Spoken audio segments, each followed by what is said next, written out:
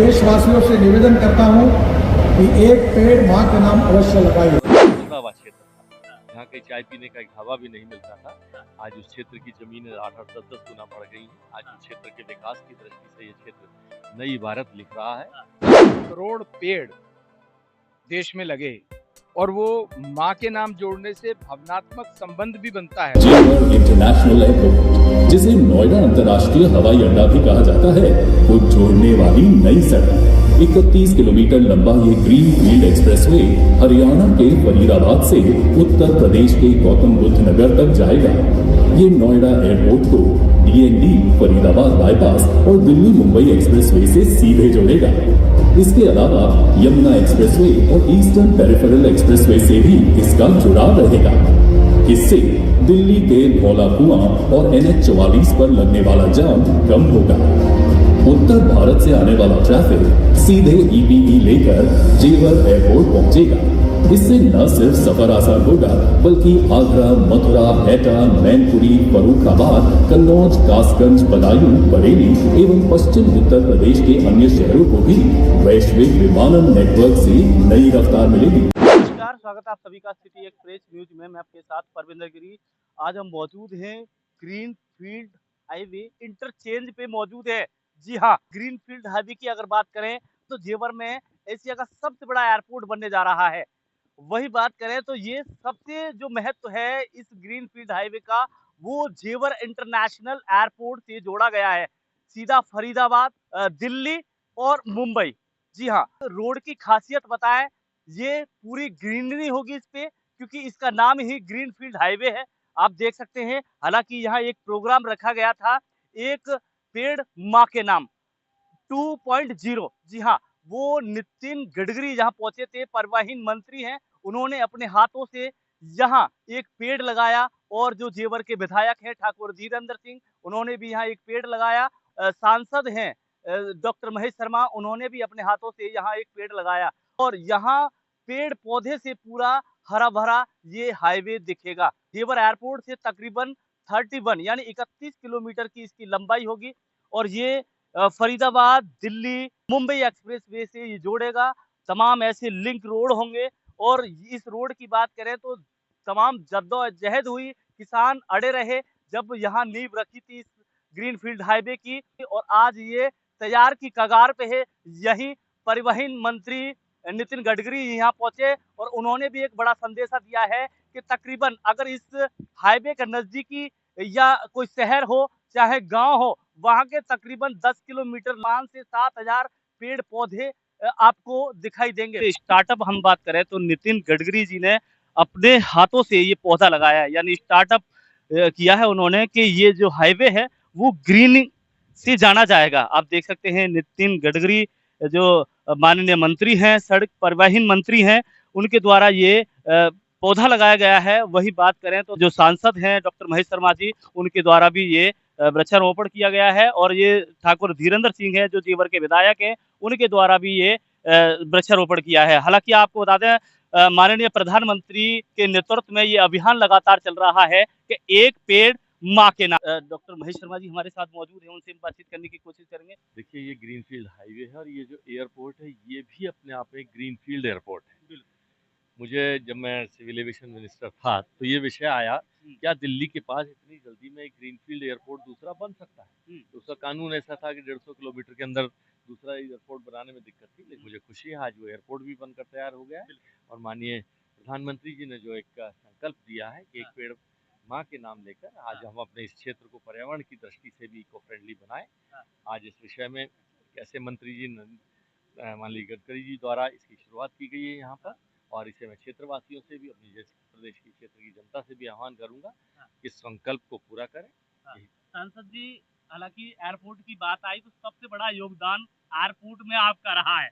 और वही बात करें तो आज जो ग्रीन फील्ड कहते हैं कि 31 किलोमीटर का जो ग्रीन फील्ड हाईवे है, फरीदाबाद से सीधा दिल्ली और मुंबई एक्सप्रेस वे जो बन रहा है, ये भी एक क्षेत्र के लिए नहीं मतलब कह सकते हैं पूरे देश के लिए गर्व की बात है इतना देखिए, मेरी अच्छा कर्मभूमि की इस माटी के लिए मुझे खुशी हो रही है कहते हुए कि जेवर जो पिछड़ा हुआ क्षेत्र था, हाँ। जहाँ कहीं चाय पीने का एक ढाबा भी नहीं मिलता था, हाँ। आज उस क्षेत्र की जमीनें 8-8, 10-10 गुना बढ़ गई हैं। आज हाँ। उस क्षेत्र के विकास की दृष्टि से ये क्षेत्र नई इबारत लिख रहा है। हाँ।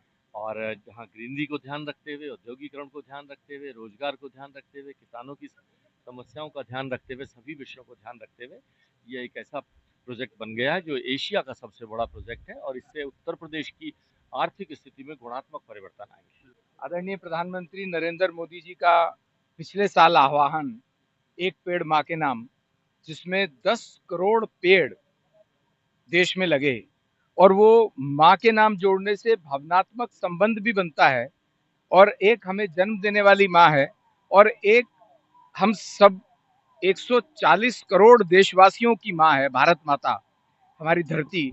उसके संरक्षण के लिए एक पेड़ माँ के नाम जो आह्वान प्रधानमंत्री जी ने किया, उसी संदर्भ में आज NHAI की तरफ से, हमारे रोड ट्रांसपोर्ट मंत्रालय की तरफ से यहाँ जेवर एयरपोर्ट के पास आदरणीय नितिन गडकरी जी के मार्गदर्शन में हमने यहाँ पर आज वृक्षारोपण किया है। और मैं मानता हूँ कि वृक्ष केवल ऑक्सीजन नहीं दे रहा है, वो जीवन देने वाले हैं। हम आपके माध्यम से मैं पूरे देशवासियों को आह्वान करता हूँ कि हमें प्रत्येक व्यक्ति को महीने में कम से कम 15-20 पेड़ लगाने चाहिए और लगाने में ये भी ध्यान रखना चाहिए कि उनका संरक्षण हो, संवर्धन। सर, ये जो इंटरचेंज बने हुए हैं 4 इंटरचेंज, इनके बीच के भी एरिया को ग्रीनफील्ड के तौर पे विकसित करना है, किस तरीके से आप देखिए, national highway authority of India हमारा मंत्रालय, जहां भी नेशनल हाईवेज बन रहे हैं अब उनको हम ग्रीन हाईवेज का नाम दे रहे हैं, कारण वहां पर उसके दोनों तरफ और मीडियन में भी हम पेड़ लगाने का काम करते हैं। पिछले वर्ष में हमने लगभग 5 लाख से ज्यादा पेड़ लगाए हैं और मैं मानता हूं कि हाईवे बनने में पेड़ नहीं काटने चाहिए, इसकी चिंता भी हम करते हैं। उसके लिए हमने लगभग 1 लाख पेड़ों को प्रत्यारोपित किया है, उनको ट्रांसप्लांट किया है और उस ट्रांसप्लांटेशन का जो सक्सेस रेट है वो 85% से ज़्यादा है।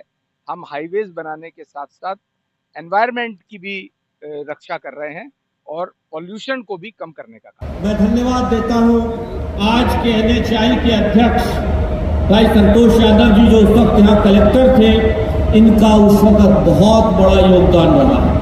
मैं ये बताना चाहता हूं कि जब ये बीज 2015 में लगा तो हमारी सरकार दिल्ली में तो आ चुकी थी 2014 में, लेकिन उस वक्त उत्तर प्रदेश में समाजवादी पार्टी की अखिलेश यादव जी की सरकार थी। संतोष यादव जी ने बहुत बड़ा योगदान इस एयरपोर्ट को, जब एयरपोर्ट कभी कहते थे भिवाड़ी जाएगा, कभी कहते रोहतक जाएगा, कभी कहते थे आगरा जाएगा, इस एयरपोर्ट को यहाँ लाने में भी बहुत बड़ा योगदान श्री संतोष यादव जी ने, NHAI के अध्यक्ष ने किया।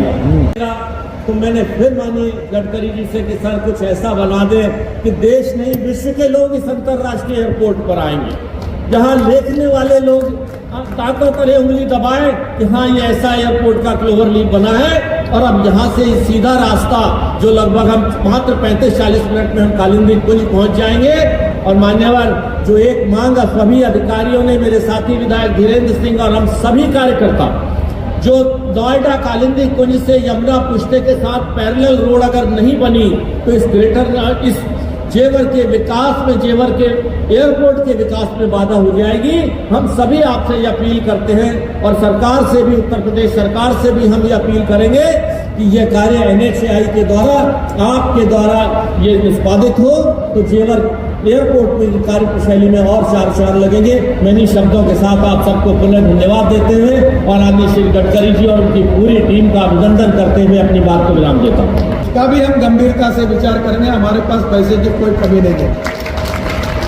40-50 हजार करोड़ को हम क्यों लगा दूँ, क्योंकि हमारे पास वो लैक है कि हमारे पास कोई पैसे कमी नहीं। अपने नोएडा के और यहाँ के जो दोनों चेयरमैन, एक बार मैं उनको आमंत्रित करता हूँ मेरे घर पर आइए, मैं आपको बिन पैसे का फार्मूला दूंगा और 3 साल के अंदर आपको लखोपति बना दूंगा, 1-1 लाख करोड़ का मालिक बना दूंगा। कोई सरकार के पैसे की जरूरत